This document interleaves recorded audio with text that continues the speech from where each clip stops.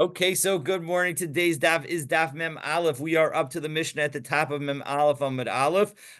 Again, nice to be here together in person for those who are able.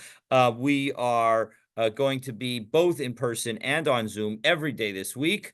And then on Monday of next week, we will be in person and on Zoom. Tuesday of next week is, of course, Tisha B'Av, so I'll be sending out a recording of that daf.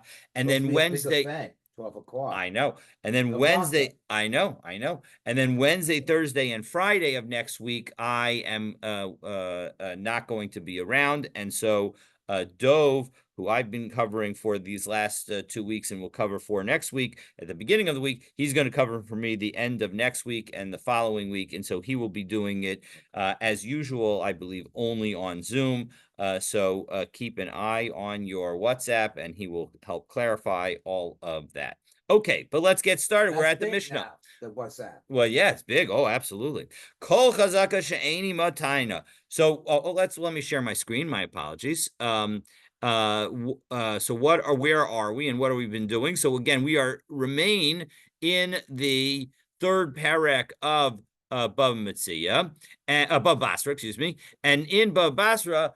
In this third parak, we are dealing with the concept of chazaka, which is the ability of somebody to say that they own a piece of property, despite the fact that they lack the documentation necessary for it.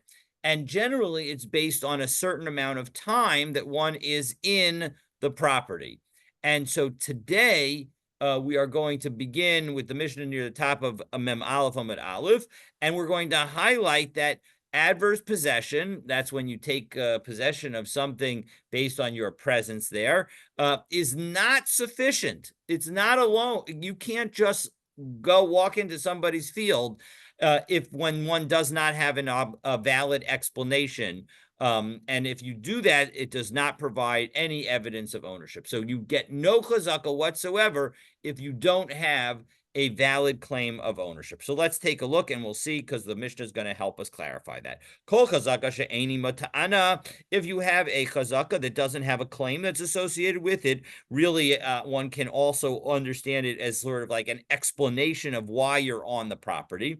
Aina chazaka. Well, then you have no chazaka. It's not the fact that you were there for 3 years or for whatever amount of time. Let's take a look in Rashbam. Rashbam clarifies that it's not just about a 3-year chazaka that we're talking about. Take a look at the Rashbam on the Mishnah. Kol chazaka she'eni ma ta'ana eina chazaka. Bein b'cheskas gimel shanim dekarkos ubatim v'ilanos. It doesn't make a difference whether you're talking about the 3-year chazaka that you need for land, for houses, or for trees. Bein b'cheskas yom echad, or whether you're even talking about the chazaka of one day, kigon hanach da amrinan le'el, like the case that we saw earlier in the Masechet, which I had to look back and see. I'll tell you about it in a moment. Achzik lohorde, where I make a chazaka for putting down my beams. Myri that we're talking about. V'ka'amar did tzarich to own me'eza koach hichzikba. You would still need, when we're again, this case was a case where you had a wall in your field, and I wanted to use your wall as support for my cross beams to create a nice little pergola or shaded area in my field. And I need to have an explanation for my usage of your wall. I can't just put stuff on your wall without permission. The hilka kaven ta'an ta'anasam alia. So once I make a valid claim, shebedin yarad lekarka zeb, that I went into this land with a legitimate ability, umitokach hichzikba kishir chazaka, and thereby was able to obtain my presence in there for the amount that is required for a chazaka. Sha'amru chachamim, that the chachamim dictate. V'zeh shasak, and a previous owner or the current owner of the wall, for example, was quiet, velo micha, and did not complain. Havi chazaka. So then I get a chazaka and I am considered the owner. Ve'ein hamarer ne'eman lomar, and the one who's complaining now is not going to be believed to say lo al yadi yarad lakarka. It was not with my hand that this person went into the land, meaning I didn't tell him he could do that. Shali, lakarka shali, excuse me. Ella below rishusi, he went in without my permission. Te'im kain lama hanichu lahachzik. Because if in fact he went in without your permission, why did you wait so long and allow him to grab a chazaka? So so the Rashbam is highlighting two important things. This is not just about a 3-year chazaka, and that the chazaka that we're talking about is based on the concept that you should complain if somebody goes in and takes something that belongs to you. So, Kate said, let's take what's an example of a non-valid claim. So, Amar Lo. Beams, you only have 24 hours to complain. That's correct. The beams, you only have 24 hours to complain. If you're gone for wow. Well, if you're not present, so then often we will end up saying that, well, not presence, you don't have that opportunity. So as soon as you learn about it, it's essentially as soon as you learn about it. So Kate said, what's the example of a chazaka that doesn't have a claim with it? So Amar Lo. So again, the original owner says, Mata oza b'toshali, what are you doing in my things? Right? Well, that would be terrible feeling to have somebody come into your stuff. But who Amar Lo, and the other person says, Shlo Amar li Adam davar melolam. Nobody said anything to me.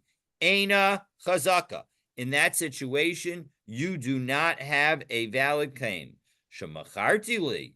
But if the person who's in the land says, you sold it to me, shenasata li b'matana, you gave it to me as a gift. Avicha machroli, your father sold it to me. Avicha nesana li b'matana, your father gave it to me as a gift. Hare zu chazaka, the person would have a chazaka.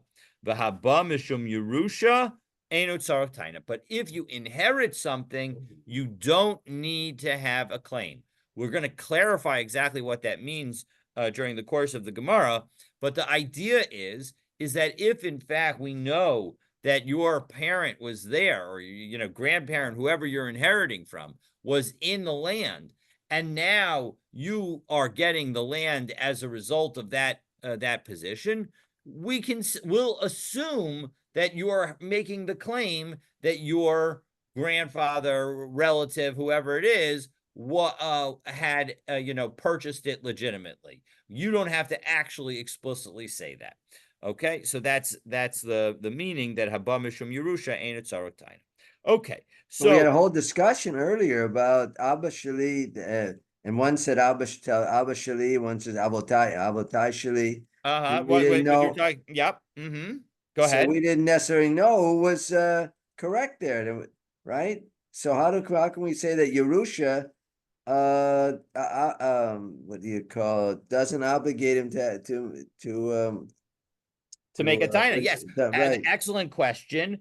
And the issue is that we saw then, right, that there's a difference, that in that situation, both people, you're absolutely right that you don't need to make a taina, but that you don't need to make a taina if in fact you can prove that you owned it, that your parents owned it for a day.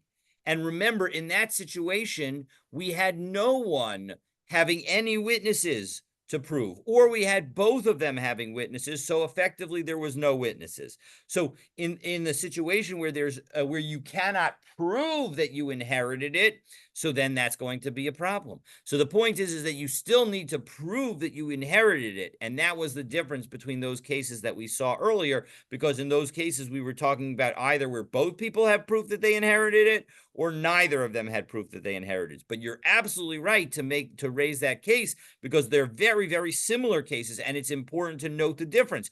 Here, we're dealing with a situation, and we will see this in the Gemara momentarily, where you can prove that your parent was there on the property for a day, and thereby you were able to inherit from them, and they presumably then had some kind of legitimate right. But if in fact you cannot do so, well then maybe not. Okay, well, Pshita. Now the Gemara is going to say, isn't it clear and obvious the fact that if no one says anything, that's not a valid basis to take something from somebody, right? If you see my computer and you pick up my computer, and I don't say anything, I'm not. That doesn't mean that I'm giving you my computer, all right? That's just not. That's not the way the world works. So Mao entertainment, no. But here, listen to what you might have thought, because this is what the Gemara is thinking. The Gemara is thinking that here's what the person might have thought when he said that that I don't that nobody said anything to me. Hagavra Mizban Zavna lay Hi Ara. That actually the person who's complaining did sell and did this person did purchase the property from the person who's complaining. Ushtara Havale Ve'irkas. And he had a contract, he had the deed, but he lost it. And now that he said, instead of saying that I had the contract and I lost it, which would actually have enabled him to win the deal, Savar, he thought, Iamina Mizban Zavnali, Hi Ara, if I say that this person sold me his land, Amrile, Achvesh Darach, they'll say to you, show us your deed. And then when he says that he doesn't have it, what's going to happen? Tosfos will tell us, Amrile, Achzili Shtarcha, right? Show me your Amrile, Achvi Shtarcha, right? So show me your star. Take a look, second Tosfos down, the Kishulo uchal leheraot shtari, and when I am unable to show my contract, my deed, shav sidativ, which I lost, yomru, everybody's going to tell me shigazalte, that I stole this property. But if I instead say that nobody ever said anything to me, nobody's going to say that I stole it, because the whole point is that I knew it wasn't mine. I just thought that nobody owned it. I just saw that people will just realize that nobody complained biyade when it was in my hand. And I took possession of it, and will say that maybe the person had mechila and had and waived their rights to the property. So hilkach lemalei, and back into the Gemara. We're now 1, 2, 3, 4 lines down. Why don't we say from where he's it says the lying then? Gemara in the text. Hilcha lema. Okay, well, let me just finish this line. And hilcha lema le anan. Therefore, we're gonna. So maybe we should say to the to the person who's now in the property, Dilmashtara havalach ve'irkas. Maybe you had a contract and you lost it. Meaning, should we prompt that with the person who is there? Kagon zeh psach picha li'ilem, based on the concept in Mishlei that we should open the mouth of the one who is mute, meaning we should make a claim on his behalf. And so just like we make a claim on that behalf of the one who comes in possession based on an inheritance, we should do the same thing for this person. Kamash Malan. So that's why the Gemara comes to teach us that actually, no, we're not going to do that. And that is what the Mishnah is teaching us, even though it might be obvious that one who does not have a valid claim to the property, we're not going to allow him to keep it. Now, go ahead, Ken, with your question. Just seems like through Tosa, it seemed like he's lying all the way through here. He said, "Well, I could have lost it, but I didn't want to say that," and some of them thought. Remember, the Gemara is saying that maybe, in fact, the person really did lose it. And the only reason he's saying that nobody said anything to me is because he just doesn't know the law.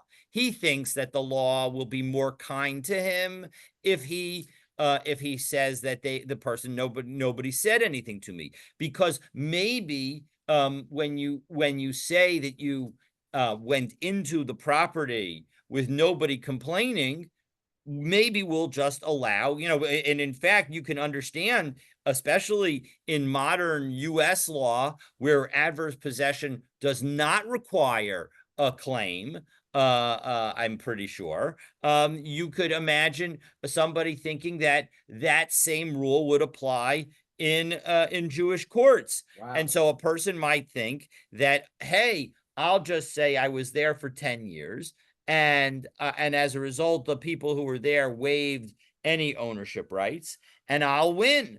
And so, because I know 10 years is a long time, and so as a result, maybe we should actually let the person know what the law is, so that he can actually say, hey, I actually did lose my contract. I was just worried that if I said that I had a contract and I lost it, everybody would think of me as a thief.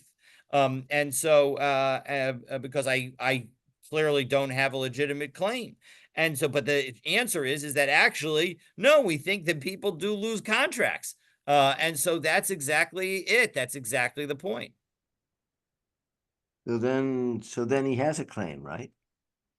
Well, if he says, if all he says, if what he says is, nobody said anything to me, he might have a claim, but he will have lost the claim because we won't say anything to him to prompt him.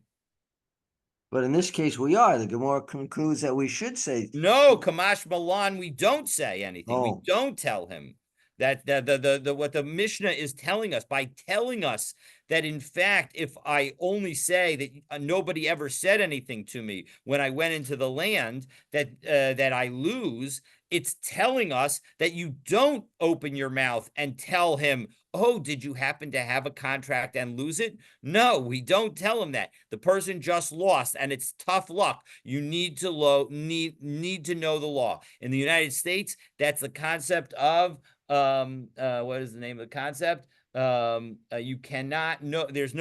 You cannot claim ignorance of the law. Ignorance of the law is no excuse. I think it's the. Yeah, you have to hire a lawyer. Exactly. It's a part of the effort of lawyers to make sure that they have full employment.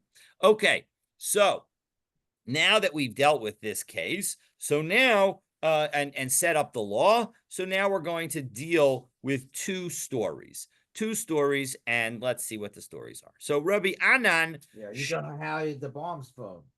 yeah, they should have hired the Barnes firm, and then they would know exactly. That's a good commercial firm. All right. Yeah. So Rav Anan Shakal Bidka Ba'ara. So a flood, unfortunately, washed through Rav Anan's land. And the Rashbam tells us 1, 2, 3, 4, 5, 6, 7, 8, 9 lines down in the wider lines near the bottom of the Rashbam. Shakal Bidka Ba'ara, Shataf Mayim Nichnas b'sadehu, v'natal es hamachitzos v'lo noda mikoman, that the water flowed through his field and wiped away and took away the borders, the fences, and now he doesn't know exactly where to put them. So what did he do? He put the fences back as best he could, right? So Azal Hadar Gida Ba'ara Dechavre. He went and he put the fence back, but he accidentally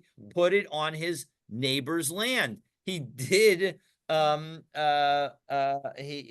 really did the concept of moving fences. Exactly. So Asal Kameh the Rav Nachman. So the case came in front of Rav Nachman. Amar Le Zilhada. Rav Nachman told him, what do you got to do? You got to return it. You can't take somebody else's property without permission. So Vaha Chazikili. But Rav Anan said, 1 second, I got a chazaka. Okay. So, but this chazaka is a chazaka without a taina, because he has no claim to this property. Amrle Kiman Rabbi Yehuda, Rabbi Yishmael. You're going to try and paskin like Rabbi Yehuda and Rabbi Yishmael. De Amri Kol Bifanav La Alter Havi Chazaka. You want to say that the idea is that as soon as you take a property that is in the presence of the prior owner, you get a chazaka immediately. The halakha isn't like them. So Amar Le, Rav Anan said back, well, 1 second. But 1 second, this person actually helped me put the new fence, right? If you help me build a fence in your land Wow. and let me take some of it, doesn't that mean that you're giving me part of your land? So Rav Nachman said back, Amar le, mechila b'taosi. That was a mechila by mistake. He didn't mean to give you the land. At gufach ihava yadat lo avadat. If you had known yourself where the fence was supposed to go, you wouldn't have put your fence there. Ki hechi da'ad lo hava yadat, just as you didn't know. Hunami lo hava yada. He also didn't know. By the way, as a result of that statement, some of the Rishonim say that if the person did know and was being nice to you, he would lose the land. So, but the bottom line is that in this case, the person didn't know, and if you don't know, you can't give up the land just by helping somebody else put up a new fence.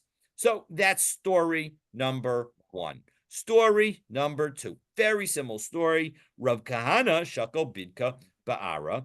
Again, a flood went through the land of Rav Kahana. Azal Hadar Guda Ba'ara Delodide, and he went and put up the fence in the land that didn't belong to him. He accidentally took some of the other person's land. And we turn now to Mem Aleph Amabet. Azal Kamei de Rav Yehuda. They came to Rav Yehuda. Azal Isi Trey Saade. And the complainant, whose land was taken, had two witnesses. Chad Amar Tarti Otsaita Al, that one said that the person took 2 rows. V'chad Amar Tulat Utsayita Ayil, and the one said that he took 3 rows. Amar Le, so Rav Yehuda ruled according to Rav on Rav Kahana's case. Zil Shlim Tarte Migo Tlat.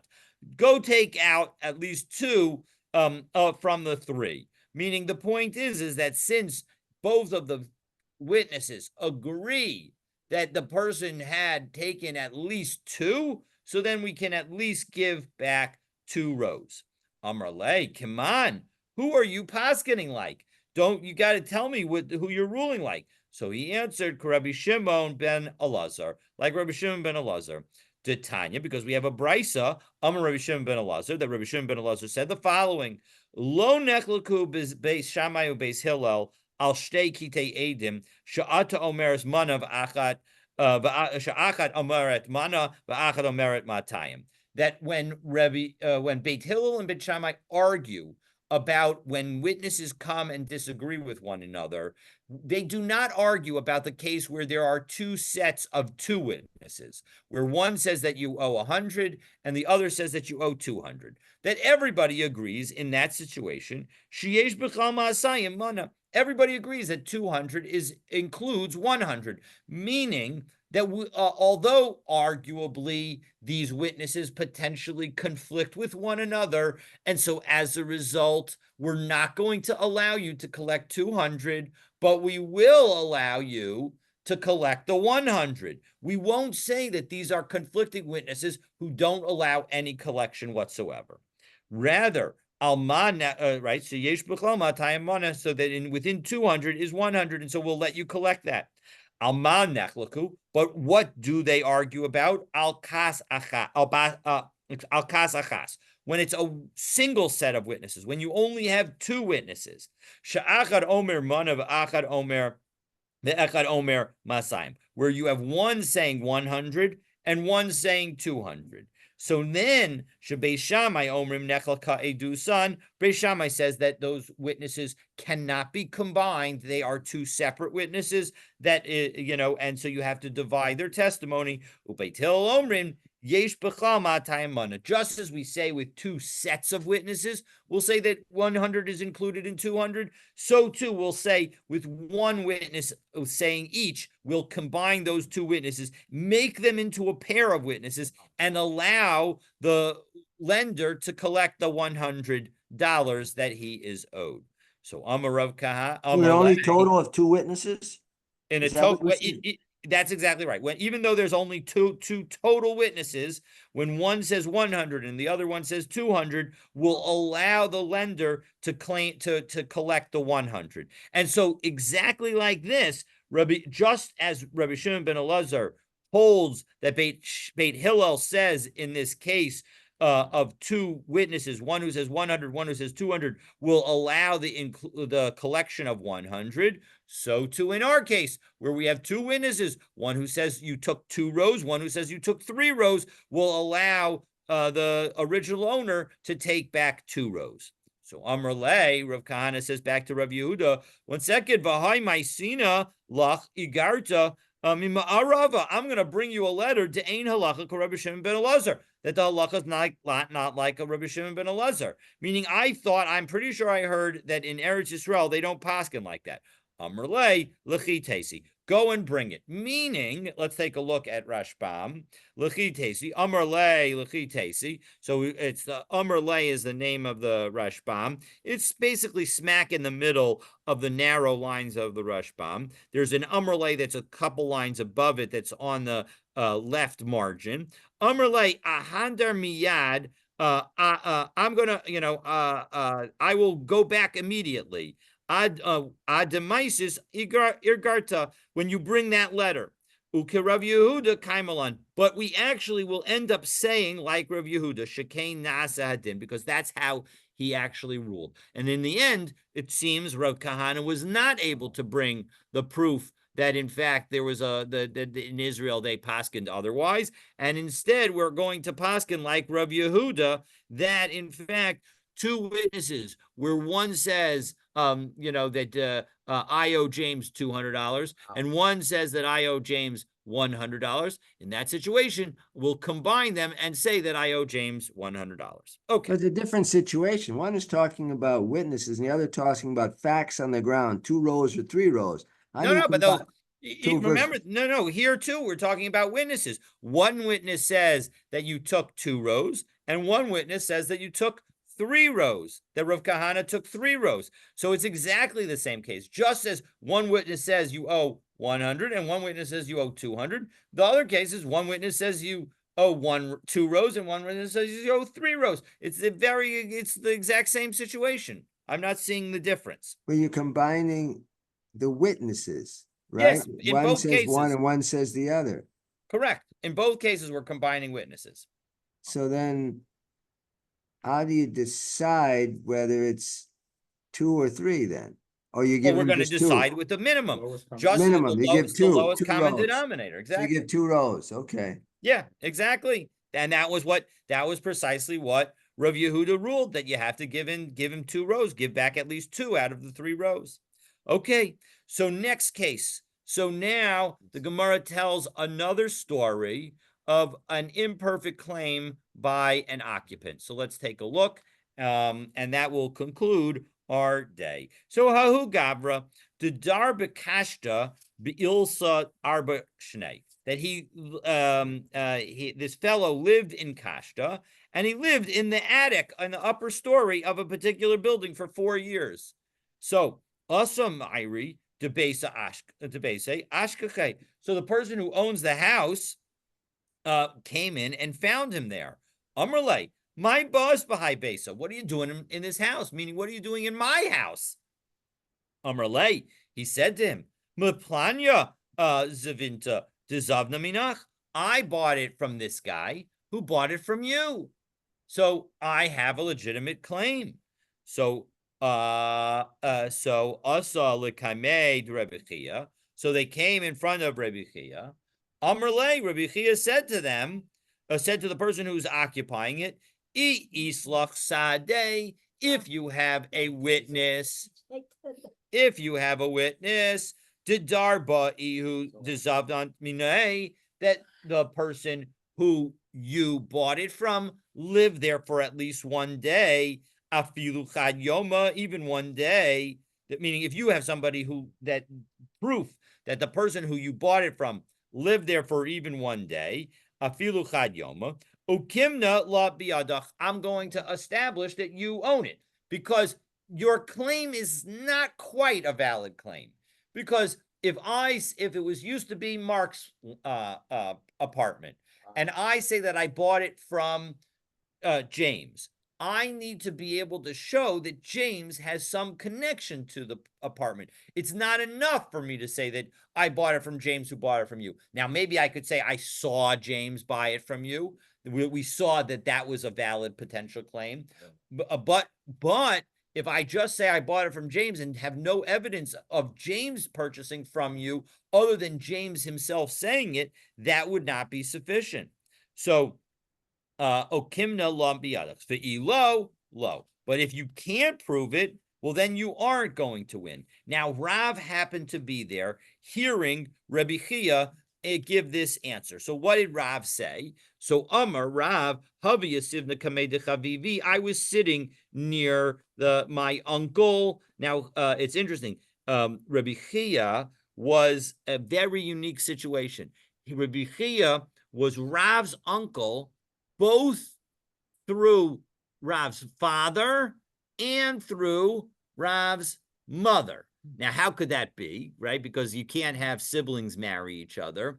But Rabbi Chia's father... Could have married his wife's sister. What? Could be two brothers married two sisters. Two bad brothers married two sisters. His father's brother married his mother's sister, and therefore he's his father's brother and his wife's brother-in-law. Right, but that would be brother-in-law. Right. So that no, but this is actual siblings. So the way you can do it is the following: is that Rabbi Chia's father was exactly was the father of Rav's father. Wow. And Rav Chia's mother was the mother of Rav's mother. And although when they were together, that's when Rabbi Chia was born, but when they were separate, that was when each of the siblings was born. And so as a result, they weren't even, they don't have any common parents.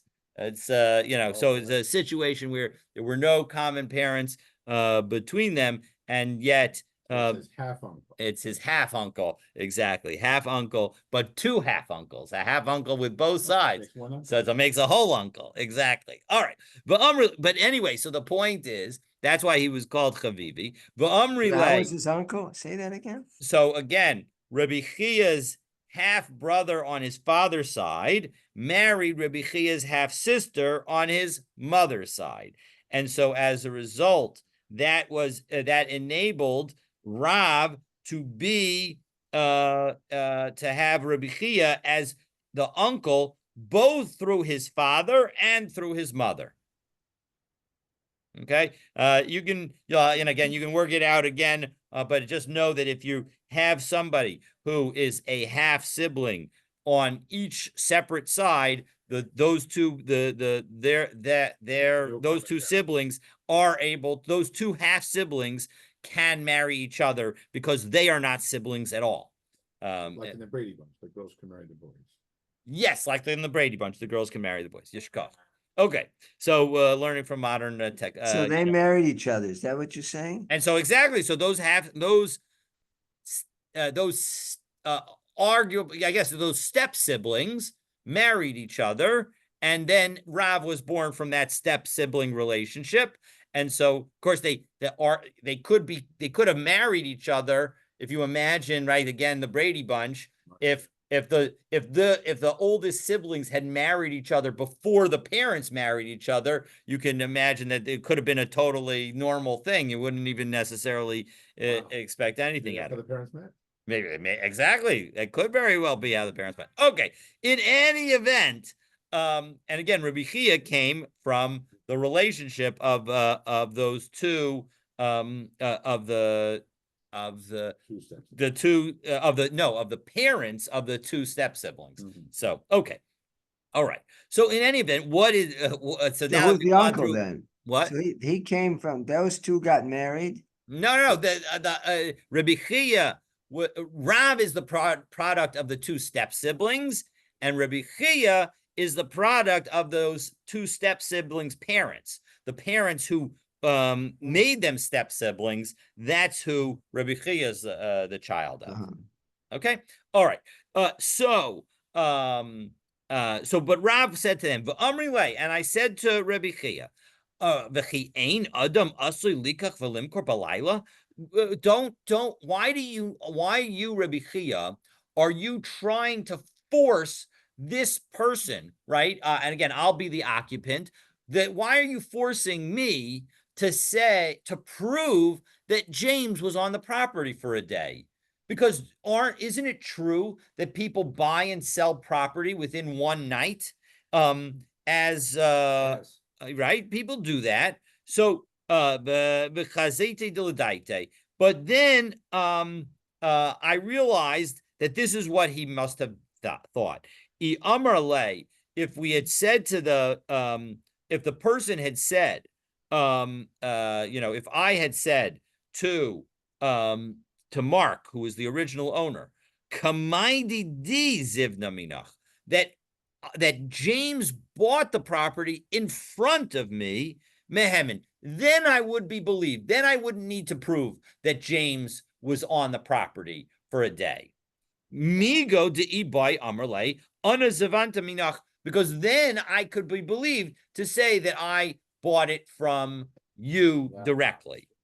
But when I say that I bought it from James, I need to actually prove that James had some kind of aspect of being there. And without that, I don't have the ability to claim that I bought it from you. So Amarava Kavase de Rabbi Chia Mistabra. It actually makes more sense, Rabbi Chia's approach, to Ketani, because listen to what we said in our Mishnah. Haba mishum Yerusha ain sarach taina. When you have an inheritance, you don't need to prove any kind of claim.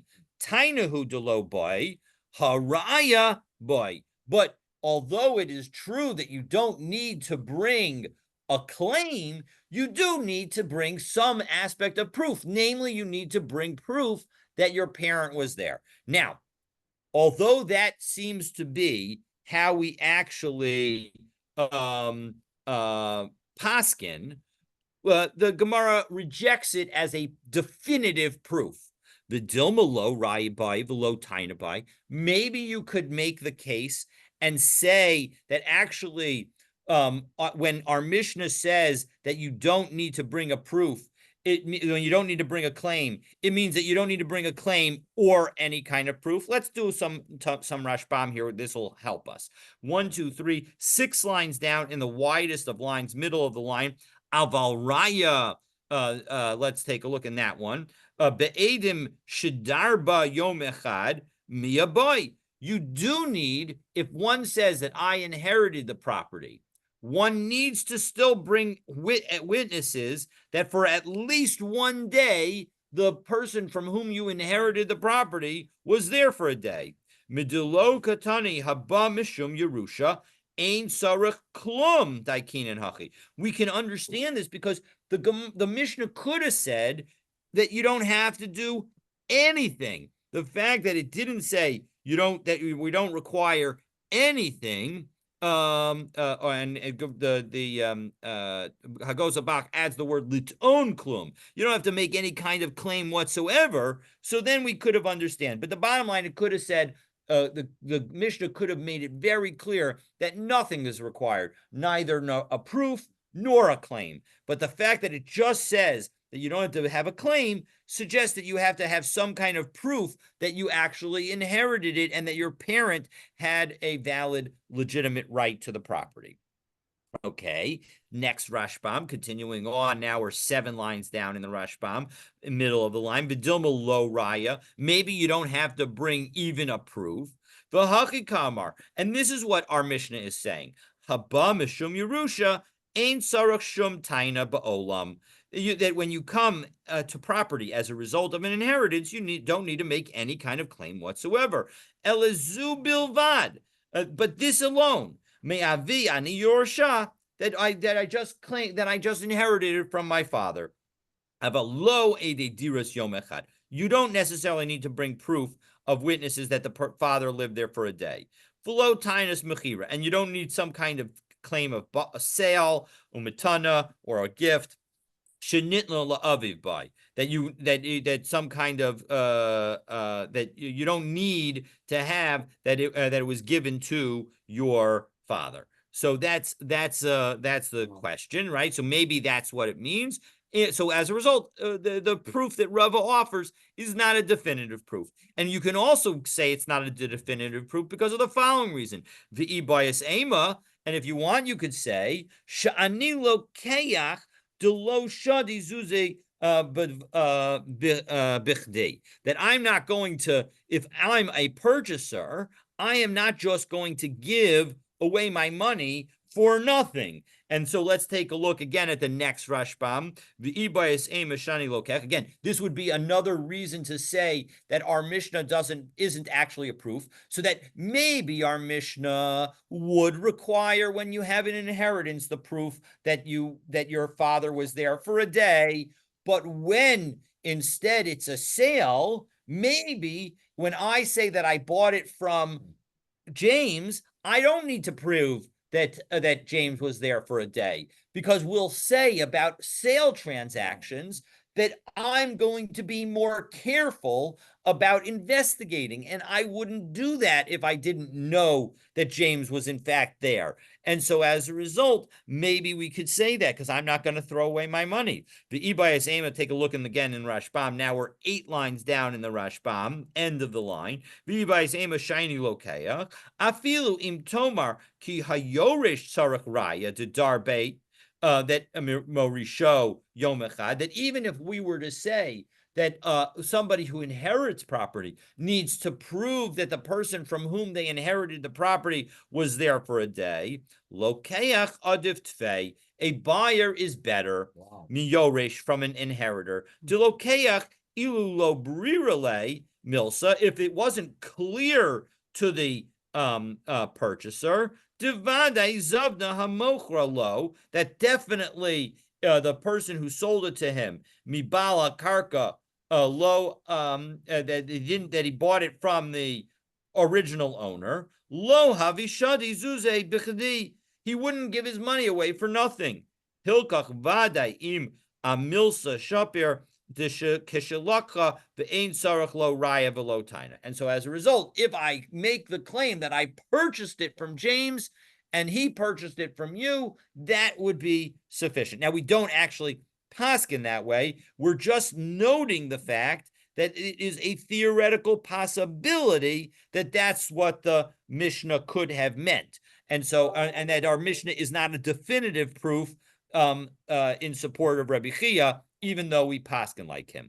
So ibai lahu. So now they ask the question, Nira vomai, what happens if I can't prove that James was in the property? Again, I bought the property from James, and I say that he bought the property from Mark. And now Rabbi Chia has told me that I need to prove that James was in the property and living there for a day. Wow. What if I can only prove that he was in the property, but I can't prove that he was living there? So maybe he was measuring the property. So Amar Abaye, he. That is sufficient. Well, let's take a look actually. Ibailahu nirabo, hamochra l'lokeach, that the person who sold it to me, the purchaser, zeb oto karka lemod kama arko v'kama rachbo. He was there. He was seen there measuring how wide is it, how long is it. What's the halacha? Micha shiva edus raya ke edus dira. That do we say that the testimony of seeing James in the property is equivalent to James to witnesses testifying to James living in the property? Umishum de kerebi chia kaimalan kibaila, and we're asking this question according to Rebbe Chia, which is how the Gemara effective and how the Rishonim conclude that in fact the halacha must be like Rebbe Chia, or an element to how they conclude that. So that's the question. So Amar Abaye, so we have a debate. Rabbi Abaye says, yeah, that should be sufficient proof, because people don't measure land that they don't own. But Rava Amar, and this is a classic machlokus between Abaye and Rava, where the halacha is like Rava, Avid inish desayer ara below zavid. people measure land that they don't end up buying. So as a result, we're going to say that in fact, it's not a good proof, that I need to prove that James actually lived there in order to win my case. And so that, with that, that brings us to the two dots.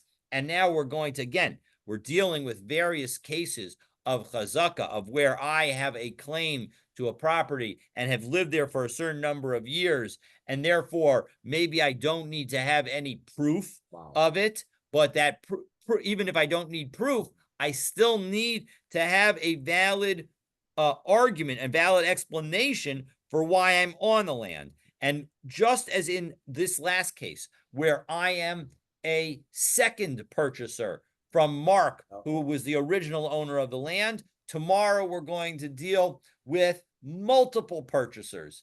And how do we combine them? Do we allow them to combine together in order to have a valid claim and valid chazaka? Well, for the answer to that question, stay tuned for tomorrow's dot. Didn't we discuss about a week ago? Hold on just a second. James had a question on site. Go ahead, James. He doesn't have to bring any proof. So in which case, where I purchased it from you, yes, no, I do need to bring proof. The conclusion is we hold like Rabbi Chia. And Rabbi Chia said that I would need to bring proof that you lived there for a day. All I need is a day. I don't need 3 years. I need 1 day. If I bring proof that you were Outside witnesses. But outside witnesses, I need to bring outside witnesses. Like Exactly. for 24 hours, right? Exactly, for 24 hours. And that, in fact, is how we posket. Ken, please go ahead. But didn't we have a case a week or so, let's say a week ago, where an intermediary could be that someone who stole it or someone claimed these, and the now occupier, the squatter, let's say, claimed I got it from someone else who got it from the original owner? Yes, we did have that exact case. In that case, we were dealing with the middle person being a non-Jew. And so the issue is the non-Jew was there for 3 years. And so the problem is that is not going to be enough.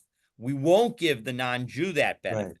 Right. Again, in both those cases, though, if I testify that I saw James or the person who was not Jewish buy it from you, Ken, well, then we will use that as amigo that I could have just said I bought it from you directly. So Right. if in fact, my claim becomes a valid claim, that that is based on my testimony, my witnessing, so then I won't need to prove that James was there. I won't need that outside witnesses. Exactly. And how is an amigo? Because I could be believed to say that I was there for 3 years, and because in both of these cases I was there for 3 years, and so as a result, believe me that I would say that I could have said I bought it directly from you. Exactly, because I saw that other transaction. Now I have the ability to make that claim. But when it was just that I bought it from you, and you told me that you bought it from them, Why well, can't that be amigo that you could have seen you buy it directly because from my claim itself isn't enough. The claim has to have some validity to it. I can't just, for example, I can't say, we can't use as amigo that, why not say that this person said, he could have said that he bought it from you. So now that he said that nobody complained about his entering the land, he should also be believed. But the problem is that, okay, we'll believe you that you said that that everything you said is true, right? Everything that you know about, we'll believe that you said it's true. But the problem is what you said is not enough to win you the case. When you say, well, I said nobody complained, that isn't enough to win you the case. When I say I bought it from you and you told me that you bought it from Mark, that's not enough for me to win the case. When I say I bought it from the non-Jew and Chris, and Chris, I saw Chris live there for 3 years, that's not enough. It's not exactly. It's a week. Exactly. But I haven't claimed enough to make it a valid claim. So I have to, amigo only works when I have a valid claim. Amigo itself is a valid. Exactly. When the thing I'm saying, if I could prove it, would be sufficient. Okay. Why so is very important concept. So I really you should call for helping to bring that out. But why is if I say that I saw the non-Jew buy it from you, Yep. why is that sufficient? Why do I not need two, someone else? Normally we say you need two witnesses. Because if what you said is true, if the things that you said are true, you have enough facts that you can win. Meaning, if in fact it was true that that I sold the property to the non-Jew and the non-Jew then sold the property to you, then you deserve to win because you have the chazakah. So But where's the proof that I'm only one witness, not I two? know the point is you don't need proof if in fact your claim is valid and you could have made a stronger claim. That's the concept of migo, meaning you don't need proof when you just claim you bought it directly from me either, because you have the chazakah. That's what the 3 years enables you to do, is that you don't even have to have the valid proof.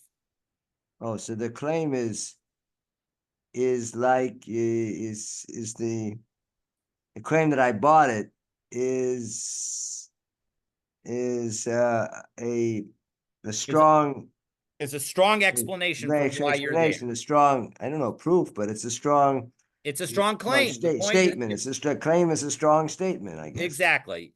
That's what's key. If your claim is a strong statement, then we'll believe you even if you said something that's not the best claim. As long as it, but your claim has to be a sufficiently strong statement for you to win the case.